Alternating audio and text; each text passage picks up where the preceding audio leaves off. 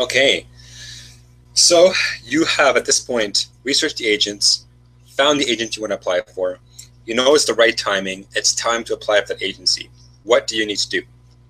Well, as a principal performer, you will probably know that you need appropriate headshots and you need a resume. And if you're just starting as a principal performer, that resume doesn't have to have a ton of credible studio bookings on it to stand out. It just needs to have something on there. It can be student film work that you've had on there. It's always great to support the student and indie film industry, and it's a really easy way to start filling up your resume with experience. And then you could also include any training you've done. So if you've taken classes, either through our online Real Academy training or in classroom or coaches training, that should go on your resume. And that will be even enough when you're starting out in the industry. Obviously, as you start booking roles, you want to start filtering out through your resume and highlighting the newer and the better roles on there, but you don't need a giant resume when you're necessarily starting out. As a background performer, you don't need a resume. It's just photos, and they're not going to be headshots either. They're going to be more natural photos of you in your most typical everyday wardrobe. So if you are a business type individual, then you want your natural photos that you submit to be very businessy looking. If you're let's say like a yoga teacher or very athletic, or you play on sports, then maybe the photos you submit are a little bit more sporty looking. The important thing is you want your photos to represent you as you typically are. Okay.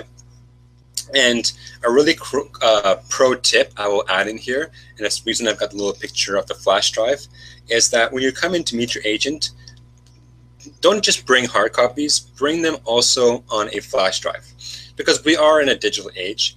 And typically, as agencies, we're not filling up our offices with paperwork anymore. And headshot copies and resumes, we're all keeping it all on computers, on online databases. So by you bringing the information on a flash drive, it's just that little pro tip that will make the agent nice and happy, because it makes it convenient. They don't have to scan anything for you. It's just available for them at the whim, which makes it nice and convenient and show just how much you appreciate their time. I've got a question coming through here from Sheldon. What's the best resume format to use? You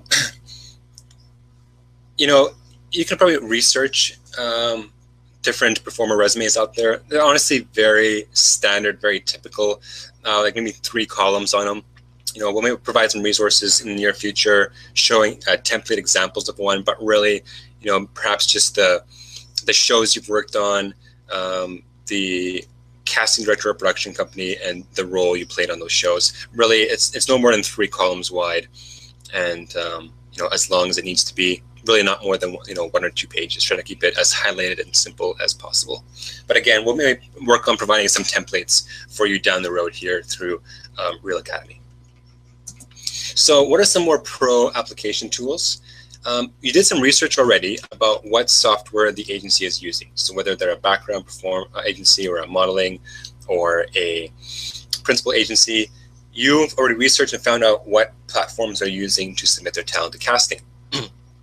And a really pro tip is to set up an account with that software. Most of these programs allow you to set up an account before you have an agent, and set up your profile already. Get it fully filled out. That way, when you apply, you tell them, hey, you want to take a look at my photos or my resume, just visit this link, or you can provide them the link or email them in advance and show them, listen, I'm already set up here. And that way you're showing them that you're already ahead of the curve. You know what you're doing. Like, you made it nice and easy for the agent to go in, flip one switch, and have that profile moved onto their roster. You've created basically no work for them. And believe me, agents do enough work as it is. They appreciate that, and that's going to be a pro application tip for you. Another pro application tip is, you've done all this work with these worksheets. You've researched, you've done a category, scorecard. Bring that with you. Use that as part of your, your interview. Tell them, show them that, hey, I've done the research. I know what I want from an agent. I believe that's what you guys are offering. You can reconfirm that in the interview, but you're showing the agent you've been proactive in specifically selecting them. You haven't gone out there on some mass mission applied to every agency. You've gone there specifically to work there with them, and believe me, that is huge. A lot of agents don't even get that level of respect and dedication from performers applying at the agency. So you're going to stand out from the crowd by showing them, A, that you've got everything for them in a digital format with you. B, you've got a profile already set up for them nice and easily. And C, you've done the research and you're sure about that you want to work with them. It's going to be very hard for them to say no. They're going to want you on their roster. Okay, so these are the pro tips and tools that you should use in the application process.